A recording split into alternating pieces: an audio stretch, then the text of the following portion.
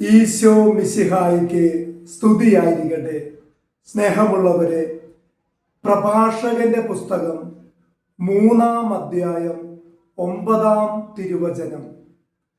പിതാവിൻ്റെ അനുഗ്രഹം മക്കളുടെ ഭവനങ്ങളെ ബലവത്താക്കും, അമ്മയുടെ ശാപം അവയുടെ അടിത്തറ ഇളക്കും.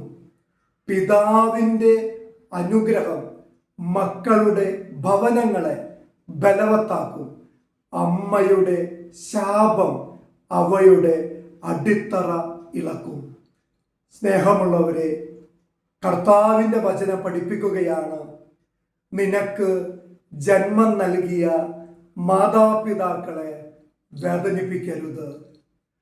അവരുടെ കണ്ണുനീര് നിന്റെ കുടുംബത്തിൽ വീഴരുത്.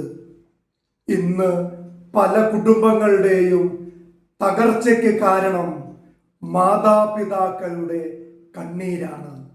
നമ്മുടെ മാതാപിതാക്കൾ എത്ര കുറവുള്ളവരാണെങ്കിലും പോരായ്മ ഉള്ളവരാണെങ്കിലും നമുക്ക് അവരെ സ്നേഹിക്കാം, ബഹുമാനിക്കാം. അവരെ വാക്കുകൊണ്ടോ പ്രവർത്തികൾ കൊണ്ടോ നമ്മൾ അവരൊരിക്കലും വേദനിപ്പിക്കാൻ ഇടയാകാതിരിക്കാൻ നമുക്ക് ശ്രദ്ധിക്കാം. ദൈവം അനുഗ്രഹിക്കട്ടെ. ആമേൻ.